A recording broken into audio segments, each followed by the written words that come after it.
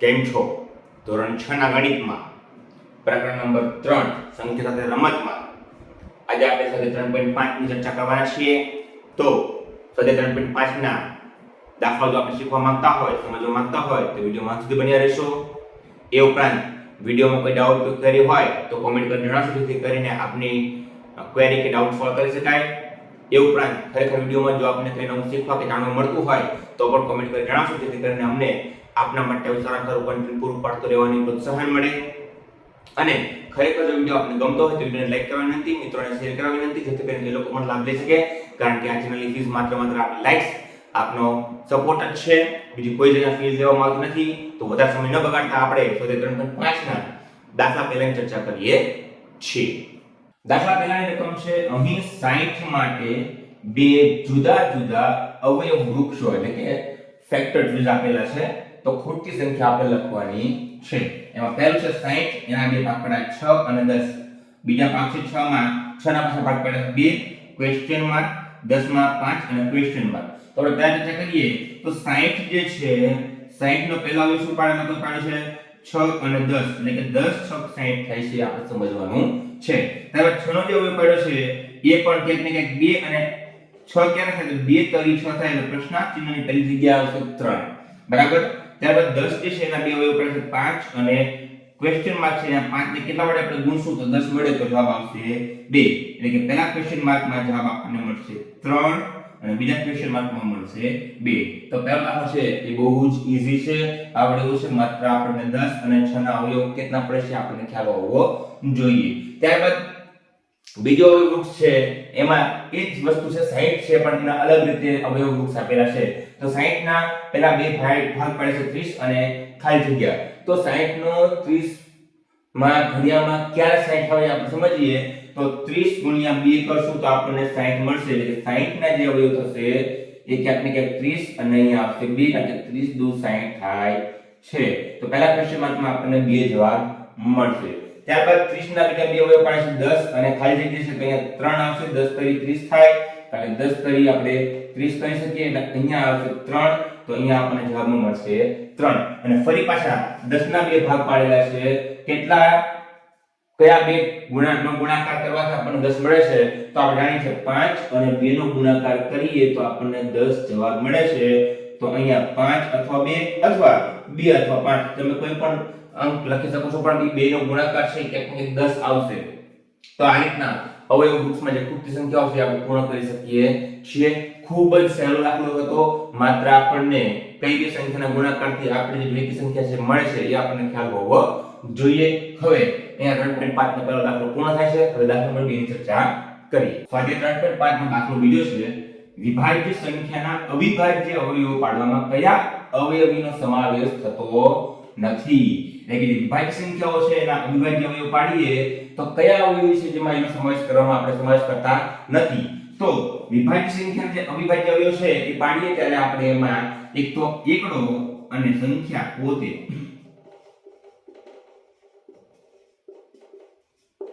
આ બેનો સમાવેશ આપણે એના એ જે અવયવી છે એનો સમાવેશ આપણે એના અવિભાજ્ય અવયવમાં કરતા હોતા નથી, પણ સંખ્યા વિભાજ્ય હોવી જોઈએ. ત્યારબાદ દાખલા નંબર 3 છે, 4 અંકની સૌથી મોટી સંખ્યા લખો અને તેને અવિભાજ્ય અવયવની રીતે રજૂ કરો. આપણે અહીંયા 4 અંકની સૌથી મોટી સંખ્યા લખવાની છે અને ત્યારબાદ એના અવિભાજ્ય અવયવ પાડવાના છે, એવું અહીંયા આપણને કીધેલું છે. તો સૌથી પહેલા આપણે જાણીએ 4 અંકની સૌથી મોટી સંખ્યા શું થાય, તો 4 અંકની સૌથી મોટી સંખ્યા 9999 છે. જે અંકની જેટલા મોટા મોટી કીધી હોય તેટલા અંકની એટલા નવડા મૂકી દો એ મોટા મોટી થાય, અને નાની કીધી હોય કોઈ પણ અંકની તો એ પણ પાછળ એટલા બાકી ત્રમીંડા મૂકી દો. 4 અંકની સૌથી નાની કીધી હોય તો એ પણ પાછળ ત્રમીંડા, એટલે કે 1000 છે એ 4 અંકની સૌથી નાની સંખ્યા થશે. તો એ 4 અંકની સૌથી મોટા મોટી સંખ્યા 9999 છે, એને આપણે અવિભાજ્ય અવયવની રીતે રજૂ કરવાનું કીધું છે, એટલે આપણે એને અવિભાજ્ય અવયવ પાડવાના છે.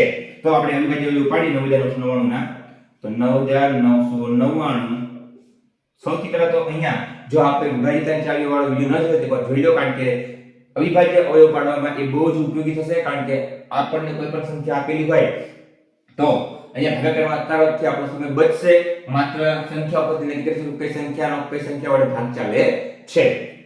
તો એ એકમ નંગ 2 4 6 8 0 નથી, એટલે 2 વડે ભાગ નહીં ચાલે, 3 વડે ભાગ ચાલે. તો 3 વડે ભાગ ચાલે તો 3 તરી 9, 3 તરી 9, 3 તરી 9, 3 તરી 9. ફરી 3 ભાગ ચાલશે, 3 એકા 3, 3 એકા 3, 3 એકા 3, 3 એકા 3. હવે 3 પણ ભાગ ચાલશે નહીં, 5 પણ ચાલશે નહીં. આ વિભાજ્ય સંખ્યા મુજબ સીધો 11 ભાગ ચાલશે. તો 11 એકા 11, 1 વડે ભાગ ન ચાલે, ભાગમાં પડી 0 અને 11 એકા 11, 101. ત્યારબાદ 101 એકા 101, કારણ કે 101 પોતે અવિભાજ્ય સંખ્યા છે. તો 9999 ના અવિભાજ્ય અવયવ રીતે રજૂ કરવું હોય 9999 બરાબર શું થાય? 3 ગુણ્યા 3 ગુણ્યા 11 ગુણ્યા 101. આ રીતના આપણે અવિભાજ્ય અવયવ રીતે 9999 ને રજૂ કરી શકીએ છીએ. ખૂબ સારો દાખલો હતો. દાખલા નંબર 2 પણ ખૂબ સારો હતો. તો 3.5 ના એ દાખલો બીજો અને ત્રીજો પૂર્ણ થાય છે. હવે આપણે દાખલા નંબર 4 ની ચર્ચા કરી. 3.5 નો ચોથો દાખલો છે 5 અંકની નાનામાં સંખ્યા લખો અને તેને અવિભાજ્ય અવયવ રીતે રજૂ કરો. દાખલા નંબર 3 જેવો જ દાખલો છે, પણ અહીં આપણે 5 અંકની નાનામાં સંખ્યા પૂછેલી છે. તો સૌથી પહેલા લખશું 5 અંકની નાનામાં નાની સંખ્યા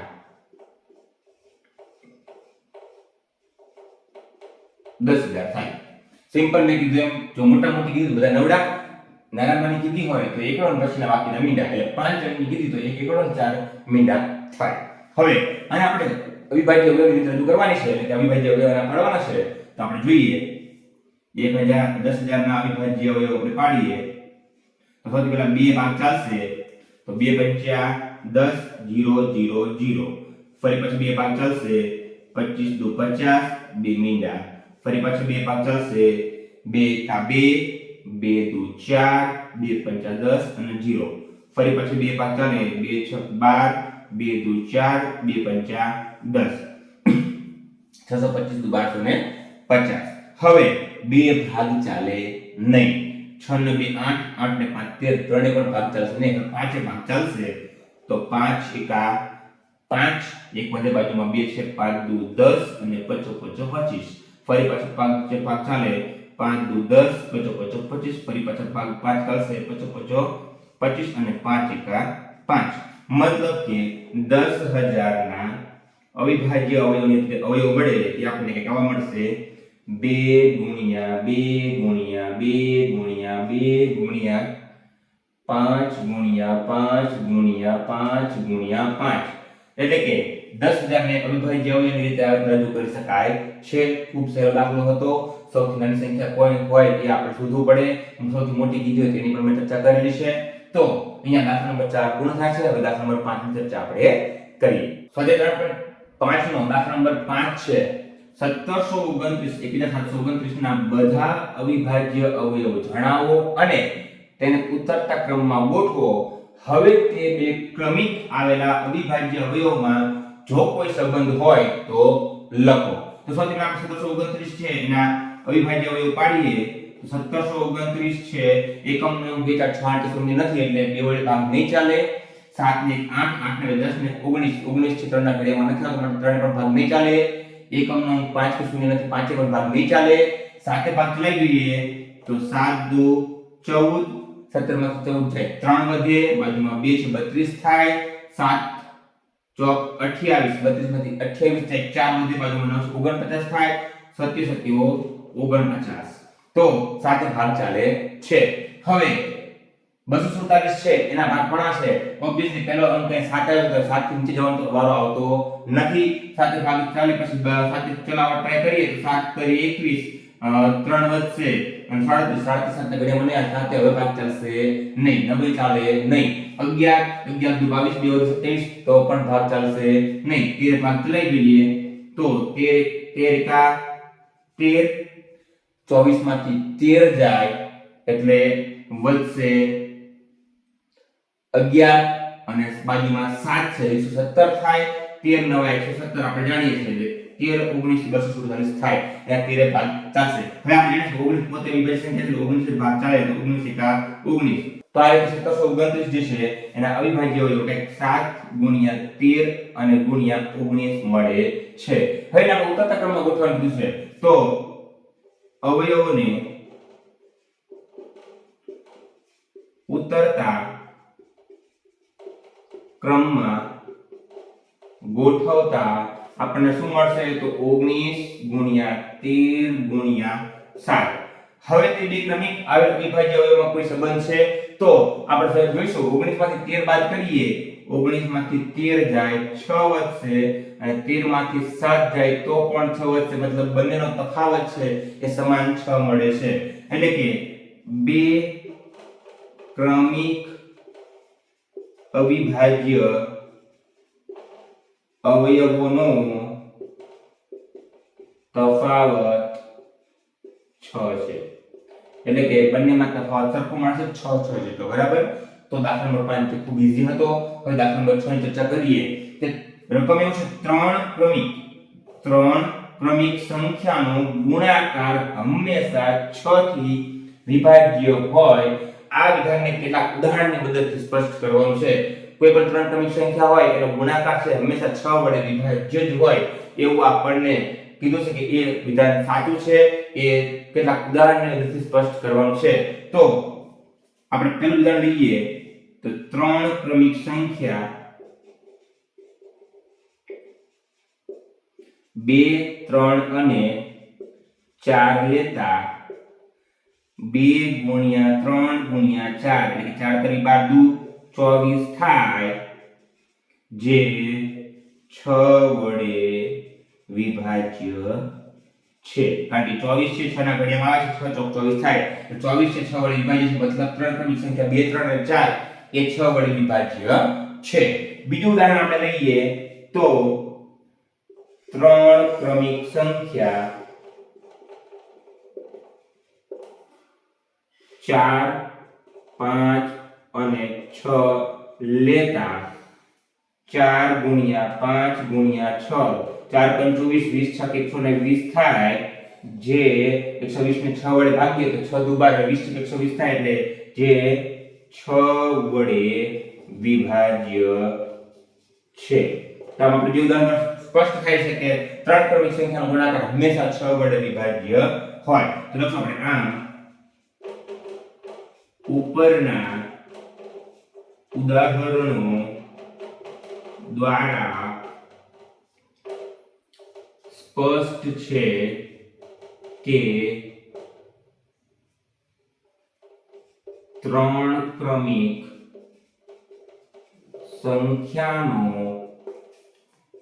ગુણાકાર 6 વડે વિભાજ્ય હોય. બરાબર. કોઈ પણ ત્રણ ક્રમિક સંખ્યા હોય એનો ગુણાકાર છે હંમેશા 6 વડે વિભાજ્ય હોય છે. તો દાખલા નંબર 6 પણ પૂર્ણ થાય છે. ઈઝી હતો. હવે અમે દાખલા 7 ની ચર્ચા કરીએ. દાખલા નંબર 7 ની રકમ છે કોઈ પણ બે ક્રમિક એકી સંખ્યાનો સરવાળો 4 થી વિભાજ્ય છે. કેટલાક ઉદાહરણથી વિધાન સ્પષ્ટ કરો. આગળ જે દાખલો હતો સેમ એના જેવો દાખલો છે. ત્યાં ગુણાકાર છે ત્યાં સરવાળો છે અને ક્રમિક એકી સંખ્યાનો સરવાળો આપણે 4 વડે વિભાજ્ય છે સાબિત કરવાનું છે. તો આપણે પહેલું ઉદાહરણ લઈએ કે ક્રમિક એકી સંખ્યા 3 અને 5 લેતા 3 + 5 બેનો સરવાળો કેટલો થાય 8 જે 8 વડે જે 4 વડે વિભાજ્ય છે. એટલે કે 3 અને 5 નો સરવાળો 8 થાય 8 છે 4 વડે વિભાજ્ય છે અને ક્રમિક બે ક્રમિક એકી સંખ્યાનો સરવાળો 4 વડે વિભાજ્ય છે આપણને પૂછેલું છે. બીજું ઉદાહરણ લઈએ કે બે ક્રમિક સંખ્યા 11 અને 13 લેતા તો 11 + 13 કરીએ તો સરવાળો થશે 24 અને 24 છે ઈ 4 વડે વિભાજ્ય છે જે 4 વડે વિભાજ્ય છે. બે ઉદાહરણ ઉપરથી સાબિત થાય કે માટે કોઈ પણ બે ક્રમિક એકી સંખ્યાનો સરવાળો 4 વડે વિભાજ્ય હોય છે. આ વિધાન સ્પષ્ટ થાય છે. દાખલા પૂછેલો તો દાખલા ન જોઈએ કે નીચેનામાંથી કઈ સંખ્યાઓમાં અવિભાજ્ય અવયવો છે એ આપણે જણાવવાનું છે. પહેલું છે 24 બરાબર 2 ગુણ્યા 3 ગુણ્યા 4. ત્યાં આપણે 4 દેખાય આવે છે. 4 છે એ અવિભાજ્ય અવયવ છે નહીં. ખરેખર 4 ના અવયવ 2 ગુણ્યા 2 પડે, મતલબ આમાં અવિભાજ્ય અવયવ આવેલા નથી. અવિભાજ્ય અવયવ નથી. બરાબર. ત્યારબાદ બી જોઈએ 56 7 ગુણ્યા 2 ગુણ્યા 2 ગુણ્યા 2. તમામે તમામ અવયવ અવિભાજ્ય છે માટે લખશું કે અહીં તમામ અવયવો અવિભાજ્ય છે. ત્યારબાદ ત્રીજું છે 70 2 ગુણ્યા 5 ગુણ્યા 7. ત્રણ અવયવો છે અવિભાજ્ય છે માટે અહીંયા લખશું કે અહીં તમામ અવયવો અવિભાજ્ય છે. ડી છે 54 2 3 9. 9 છે એ અવિભાજ્ય નથી. 9 વિભાજ્ય સંખ્યા છે માટે અહીંયા તમામ અવયવો અવિભાજ્ય છે નહીં. ખૂબ જ સહેલો દાખલો હતો. ત્યાં 3.5 નો દાખલા નંબર 7 અને 8 પૂર્ણ થાય છે. હવે દાખલા નંબર 9 અને 10 ની ચર્ચા કરીએ. દાખલા નંબર 9 ની રકમ છે સંખ્યા 18 2 અને 3 એમ બંને સંખ્યાથી વિભાજ્ય છે. તે 2 ગુણ્યા 3 બરાબર 6 થી પણ વિભાજ્ય છે. એ જ પ્રમાણે એક સંખ્યા 4 અને 6 વડે વિભાજ્ય છે. તો બંને સંખ્યાથી વિભાજ્ય છે. શું આપણે કહી શકીએ કે તે સંખ્યા જે છે એ 4 ગુણ્યા 6 24 થી પણ વિભાજ્ય હશે? જો નહીં તો તમારા જવાબને ચકાસવા માટે એક ઉદાહરણ આપો. અહીંયા આપણે કીધું છે સંખ્યા 18 છે એ 2 અને 3 વડે વિભાજ્ય છે. એટલે કે એ 2 નો ગુણાકાર એટલે કે 2 ગુણ્યા 3 એ થાય 6. 6 વડે પણ 18 વિભાજ્ય છે. એ વાત સાચી છે. તો આપણે એવું કીધું છે કોઈ એક સંખ્યા છે એ 4 અને 6 વડે વિભાજ્ય છે. 4 અને 6 વડે વિભાજ્ય છે. તો તે સંખ્યા 4 અને 6 નો ગુણાકાર એટલે કે 24 વડે પણ વિભાજ્ય હોય એવું આપણને પૂછે છે. જો ન હોય તો આપણે ઉદાહરણ દ્વારા સમજાવવાનું છે. તો આપણે સૌથી પહેલા ચર્ચા કરીએ કે અહીંયા 2 અને 3 વડે 18 વિભાજ્ય છે. તો 6 વડે વિભાજ્ય હોય એ શક્ય છે કારણ કે 2 અને 3 પોતે સહ અવિભાજ્ય સંખ્યાઓ છે અને સહ અવિભાજ્ય સંખ્યાઓના ગુણાકારથી કોઈ પણ સંખ્યા વિભાજ્ય હોય અથવા સહ અવિભાજ્ય સંખ્યાઓ જેના અવયવ હોય એના અવયવ દ્વારા કોઈ સંખ્યા વિભાજ્ય હોય તેના ગુણાકાર દ્વારા પણ એ સંખ્યા વિભાજ્ય હોય એ શક્ય છે. પરંતુ 4 અને 6 એ સહ અવિભાજ્ય સંખ્યાઓ નથી.